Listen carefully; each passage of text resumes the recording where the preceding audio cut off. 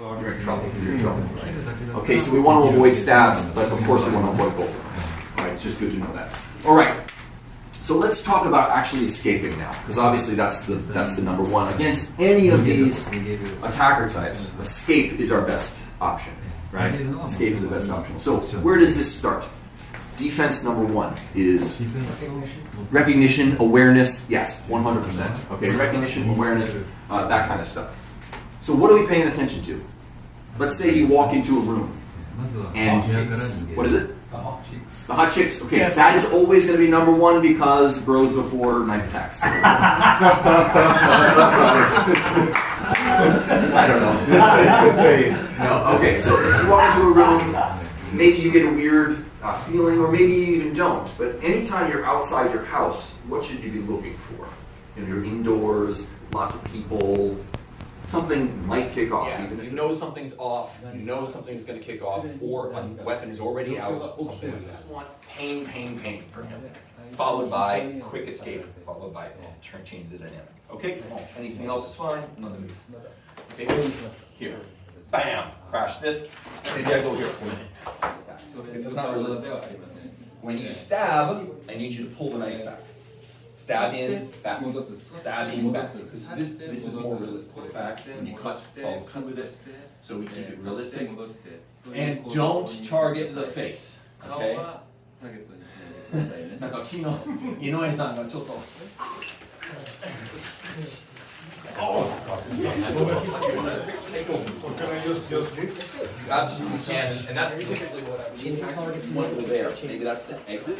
Then you go 1, 2, stuff we were just doing, the hammer fist, but now you have a force multiplier. Okay, and if you smash someone's forearm with this thing, you better bet they're going to think twice before they try to stick you again. Oh, that's great. So this works as a kubaton as well, right? And this is a training knife, right? Okay, so that's another thing. You can carry a training knife that will serve a lot of good purposes. So if you have something like this, you have a kubaton, or you pull this out and it's a training knife, but the other person doesn't know that, right? So suddenly you're like this, and the police stop you and you go, oh, I was going to a martial arts class or something like that, so that's why I have it, right? So yeah, so back off, yeah? Back off. Sagare. Okay? Good boy. You wanna try? You ready? Hey. Good girl. Pick it up. Good girl. Hey. Hey, nice. Hey, get back. Nice. Nice. What did you say? absolutely, it could be anything. And you pick this up, and all of a sudden now you're doing the same movement we just did. This sort of thing, right? It's consistent. Maybe you're using a false lead. You stay back, and he comes in and you go whack and you whack him across the head. Okay, so we're going to drop these all on the ground. Your job is to keep distance until you can pick something up safely. That's the key, safely. I am not going to pick this up right now. Oh, there's one. I'll go get it. Oh, I just cut my femoral artery. I just lost my ball. Right? So think about the timing when you're doing this. Make space and pick it up. And remember, use your voice. Back, tomare, that kind of stuff. Alright? Let's do this in pairs like this, and now you've got something that can block the knife without you. So look, it's going to bounce the knife back. Do you see how that happened? Like that. Okay? Create space for me. And there are, obviously, you can wrap up the knife and do these sorts of things with it as well. But without much training, you can still use this stuff. Okay, so just for this, so that you're constantly resetting their visual circuitry. So it's like bright, and so they're adjusting. Dark, so they're adjusting. Bright, dark, and you keep switching it up on them. Okay, so this is a great option. A bigger, heavier one like this actually has almost like a telescoping function. So like you can obviously hold it like this, but you could also extend it like that. And this is a serious, bludgeoning weapon if you needed it. Okay. Then there's also real simple stuff like this. I mean, I don't know where I found this. I think on a beach somewhere, but I was like, oh, that's a bottle opener that I could easily use in a self-defense situation. Totally legal, carry it in your pocket, totally innocuous, but if I need to, I'm just holding it like this and I'm going to go to work with it. And it's got this nice loop on it. Things like kubatons, okay, these sorts of things. This one's super light, this is heavier, but these will also do you in a fix. Okay. This gives me a much better chance of disarming his knife and putting him into some sort of lock or something like that. Yeah? Okay. So let's take a water break real quick and then just go on the first one. Okay, it's up to you, but be careful, don't run into other people when you're doing it. All right, speed, especially when I'm dealing with his overhead attack. So he comes overhead, and I come back like this. Now look at this stance that I just created there. If I drop the stick, this is basically a left lead with right lead footwork. Okay, so left lead, right lead, but if I switch the top and the bottom, it's this. Now, if my weight is like 60-70% on my front leg, but my lead hand is my left hand.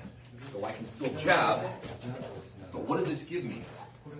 It gives me a huge strike from even bigger than your cross.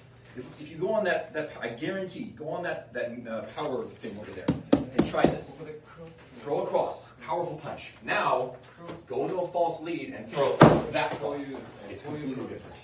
And now, follow through strike. Okay? Now we can use this with the same idea. If I go false lead here, and I crash him there, look at the step. Okay? It's super powerful, this strike. So I want you to play with this as well. It's going to feel weird to a lot of you, but get used to having your top and bottom mismatched like this. And it'll facilitate triangular footwork, like a running back in the NFL. If he's coming at me, I juke him, and then I go around him. But for fighting, I'm going to juke and I'm going to go through him, right? Okay, side to side. All right, so like this, like this. What do you think?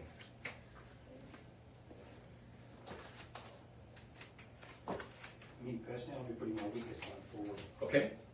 Rationale? I'd do the same because I can still be more effective on my power side. Love it. If I take damage on my weak side. That's a great reason. That's a great rationale. Okay. He can use this one. We're going to call this our complementary arm. He can use this as a shield. So when it comes, maybe he stops it, and then this one is his thunder strike. He's going to smash it, or he's going to hit the guy, and he's going to run. Okay. Perfect rationale. What? Anyone have a different? Depends on what I have. Depends on what you have. Great. Do you have a weapon? Do you have some sort of equalizer? Absolutely. So if you have one, so much. The question really here is, if he has it in the front hand, right, I'm more likely to deal with what?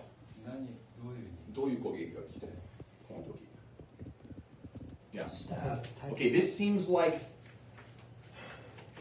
to me, from the training I've experienced, somebody who has a knife in the front hand is more likely to do quick, sort of cutty stabs and little stabs. Whereas someone who has it in the backhand, it wants what? Power. They want power. Which means they're probably going to come in with these sorts of things, with the overhand this, maybe it's the ice pick this way. That's because they want the power of it, right? So this is a quicker sort of cut. This is a more powerful, more readable sort of cut. No? 45 means? Okay, you're close. Yes, there, that's it, right there. A little bit further out, like this. This is the optimal angle for strength. Okay, now, if I'm at 90 degrees, this is tremendously weak. Marcus, can I borrow you for a second? Sure. Okay. Now, I'm going to try to stop Marcus from pulling himself to me with a 90-degree angle. Looking down at my shoulders and just pull me here. There's no way. There's no way. I mean, he's way too strong, and that angle is way too weak. Okay, now we'll do the same thing. I could drink a martini right there. Okay, this angle is so much stronger structurally. Because why? The force is being, like an umbrella, is being slid off the side. Where here, I have to use the strength of my tricep to push him out. Which is, I mean, look at my tricep versus this human being. There's no way it's going to win, right? But this, I'm letting his force push itself. So, okay, this is a good stop. I don't want to stop it here because look how close this is to my body and it can easily slide off there. I want to stop it here. But after that, I might take the top hand and pass it that way. Now, my karate guys in here, what does that look like? This is a standard block in karate, right? Well, what did we just do? Ko. Okay? And then after that, maybe it's here, maybe we do a sweep, maybe we stomp, maybe we hit, whatever, maybe we run. Okay, so the low line is perfectly fine here. Same thing over here, perfectly fine. High line, I want you to cross, cross. And then what about the straight stab? What do we do here? Do the same pass as long as you rotate your body. You're gonna have to move your body, okay? You can't stay like this and accept it here, because even if you block it, it could still cut you. So this. See how I'm twisting? Here. Now what is that? Nekawashitachi, right? Bang. Bang. Okay, so you're twisting your body out of the way. All right? And hey, here. Here. Yeah. So here. Okay. Hey. Stop. Here. Okay. That's right. Good boy. Yeah. Okay. All right. No. Hey. Put your neck. Hey. Yes. Good boy. Good. Cross it through this. If it comes in the midline, you can take it here. You can even get it with both arms here. But remember, don't use this arm to pass it. Use this arm to pass it. Okay, the cross side arm. You can also put in double hits. 1-2 is okay. That sort of thing. 1-2. So feel free to play with 2 hits, don't 1 cut. Okay. So we need to avoid this. There's also, it goes in here. Lungs, heart, this kind of stuff, right? So what are we going to do instead? Okay, here. So this is where something like Krav Maga and Kali are going to differ a lot in their reception of this attack. We're going to cross the body. Now watch, if I try to drift cut, watch what's going to happen. See, he can pass it across more or less safely. Now, in a realistic situation, one more time, I'm not passing it like this, that's too close. I'm doing this. See that? I pass it to him, and I can close in. And this is not...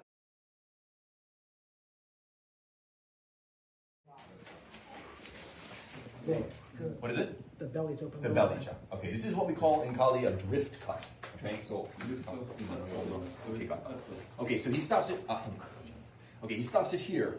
What's the problem with this? The drift cut. Okay, it's very hard to stop. Right, so I can even someone who has knife skill is going to go like this and just come right under and boom, there goes your guts. Or even worse.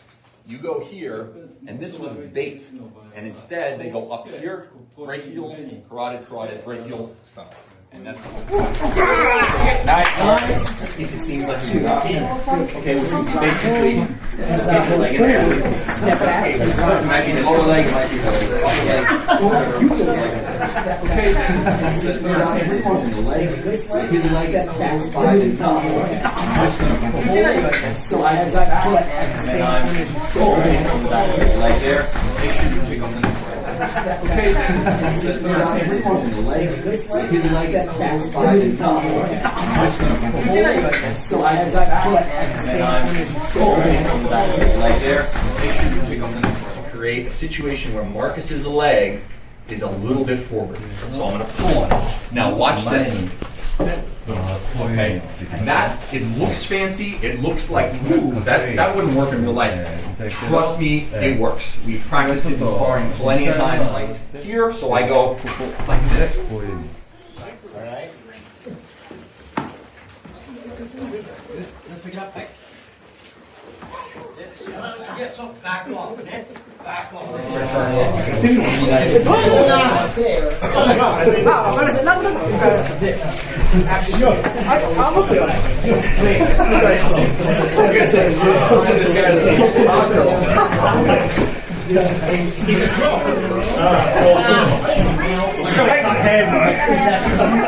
Step on here, and then I'm going to go to work. I'm going to just rip his hand off, and then maybe I go to whatever, or pick up the knife and cut it.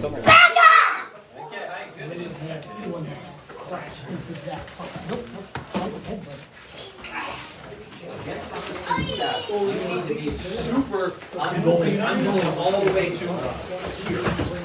Right? Instead of blocking it here and grabbing it here, because if the guy has big forearms like you're going to have trouble grabbing it. You want to block at the top and grab the bottom.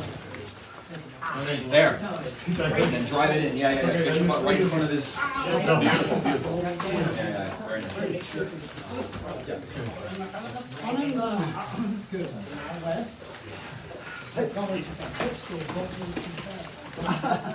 Get your butt in.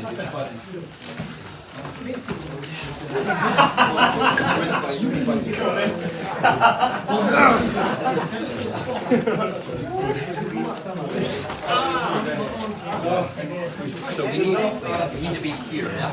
So look at my butt. See how I'm between his legs. So he goes over my head like this.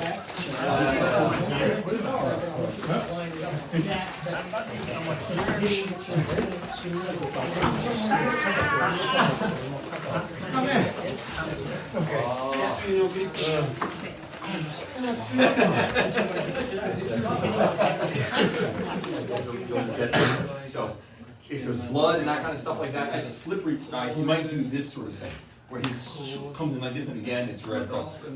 Is you want to get it behind the guy first. Don't try to arm lock him when his body when it's like this, because he's too strong. You need to create space between this and this, and there are two ways to do that. One would be you're going to pull under his tricep like that. So it's a push-pull movement. We're not just doing this one arm, look how cool I am. It's push-pull here, and then you can control the face or get the head. And I go here, it's much more likely that I'm going to get that shoulder lock. Okay? And obviously that face push doesn't have to be a nice and chip with the knife. There. Okay? This is a disarm. All right, now and it would be the bottom it would be the bottom hand for this. Because if I go with the top hand, it takes a little bit more time, it gives you more control, so I want this, bang, there, okay? If it's a reverse grip, what would I do? Go ahead and flip this way.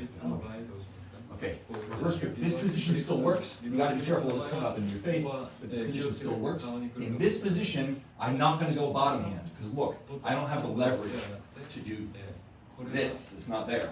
So what do I have to do? Top hand. Here, there. Okay, now when you're doing an ice pick disarm, you cannot just push straight like this, because what's the strength? It's here. So when you're doing an ice pick grip disarm, you need to go a full half circle all the way around to here, okay? So if I were here, let's say here, I can't just push it straight like that. I need to go there, all the way around to get the disarm. So the same thing is true when I'm here, top hand releases, I get it to here, and then I'm going there. Now, might I cut my hand? 100%, it's totally possible. But what do you want? An aesthetic cut on your hand, or is a little bit forward? So I'm going to pull on it. Now watch this. Boom. Okay, and that, it looks fancy, it looks like, woo, that wouldn't work in real life. Trust me, it works. Stop it. It's so quick. So we go here, we drive it in, and we just, there. Okay, and see how quick that is? Think about the triangle. His balance is weak right here, so I go like this. Right? And now, I'm going to step or kneel on this knife, depending on what kind of shoes I have, what kind of pants I have. I could step on it here, and then I'm going to go to work. I'm going to just rip his hand off, and then maybe I go to whatever cue or pick up the knife and cut him whatever I want. That triangle is 1, 2, 3, and you just drop your weight all the way down to the ground. Suddenly, will create imbalance enough for you to get a chance. Okay, so we got the hand, we got the leg. Okay, cool. All right, so we're in this position. All right. The first options are going to be with your hands. So if it's a standard grip knife like this, you're releasing with the closest hand, the bottom hand, and you're just creating this sort of grip, or whatever you can do, but basically try not to cut your hand like this. And then this movement. So we go bang there, and now it's my knife, and I can do whatever I want in this game. Okay, reverse grip. Reverse grip, I'm going to release the top hand, not the bottom hand, and I'm going to create the same sort of thing, and then I'm twisting all the way around and finishing it. Okay, the third option is using the legs. So if his leg is close by enough, I'm just going to pull and slide this back, and then I'm stripping on the back of his leg there. Make sure you pick up the knife right away. Okay, you can also use your own leg if it seems like a good option. Okay, which would be basically just get your leg in there and strip. It might be the lower leg, it might be the upper leg, just whatever feels like it's there for you. Okay, and then the last one, think about the triangle of his feet, 1, 2, 3, and drag his hand to the triangle with a sudden drop of your weight. So I'm just going to drop my weight as far as I can down like this, and then I'm putting something on top of this knife. It's not on the video, but I'm going to use either my knee or my foot to step on or put pressure on that knife as I rip the arm up, taking it and go. Okay, so we're down here, right? I'm maintaining this position because I don't want him to change hands. And I'm going to put a knee or a foot on top of this knife, so here, and then I'm just driving his hand up, perpendicular, and then from there you can follow up with whatever you want, you can lock, you can, but my preference would be pick up that knife, cut something, and go. It's not on the video, but I'm going to use either my knee or my foot to step on or put pressure on that knife as I rip the arm up, taking it and go. You're taking my hand. Just think like you're taking. Okay, so we're down here, right? I'm maintaining.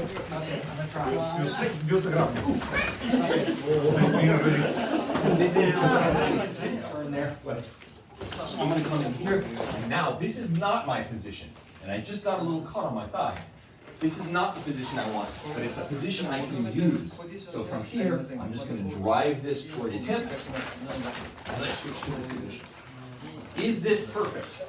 No, it's standard operating procedure, an SOP. I'm giving this to you all because as long as you know what your home base is, you can try to get there. It's like if you're doing jiu-jitsu or grappling and you don't know what a better and worse position is, if you're new at grappling, you're lost. You don't know where you're trying to get to. This is where you're trying to get to. So if you end up here, how do I get to that baseball bat position from there? Well, push it down, drive my shoulder in.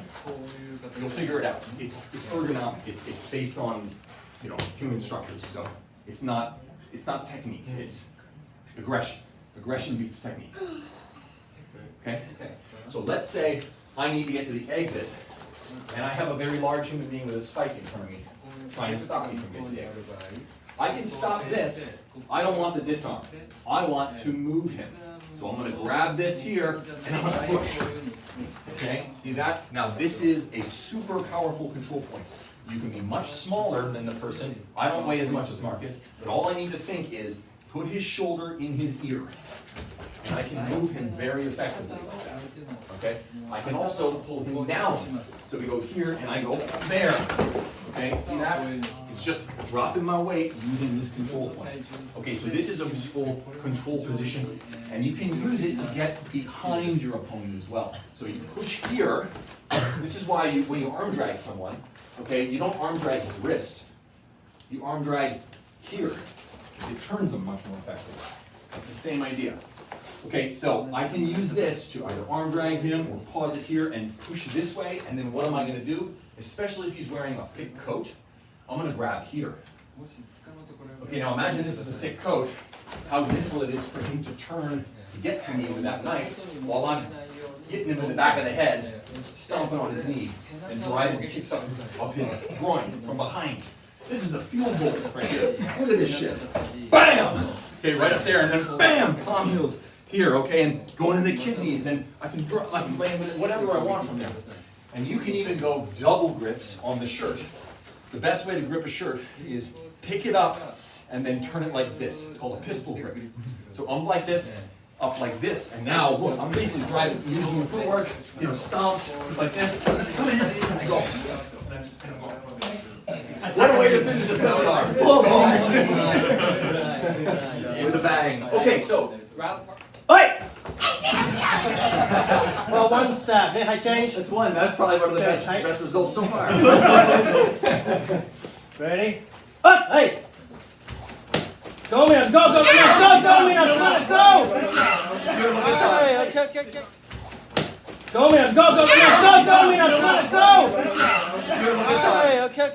Wait! In. Go. Okay. Hey! Oh. Okay. And then they're turning and they're getting caught on their back. Got it. Push. Okay.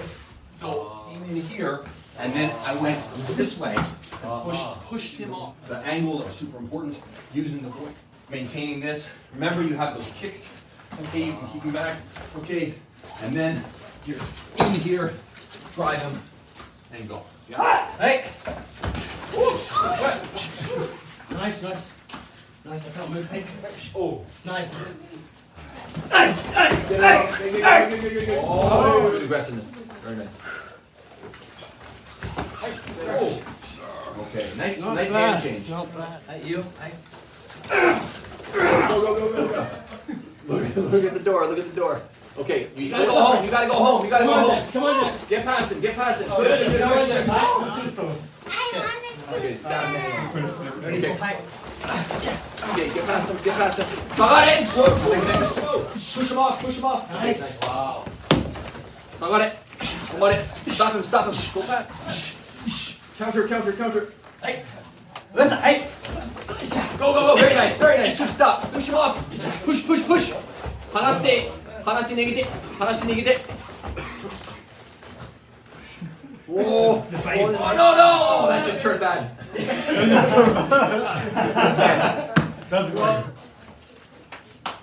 Door. Go to the door. Basically play a fencing game against the guy with two knives, right? It's oblique kicks, it's eye jabs, it's hammer fists, that kind of stuff.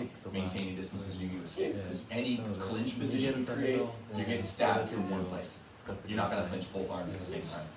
Okay? So, I mean, there's all that kind of stuff to consider. But, yeah, that's it for Sensei, today, thank you very much. Yeah, absolutely. Absolute pleasure. Thank you for arranging it. For having me.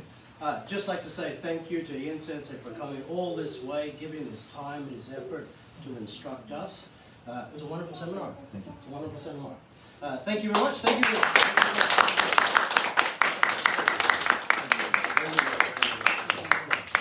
You all gave it a lot of effort, a lot of attention, a lot of everything today, so I was very impressed. Thank you. Hey, says up.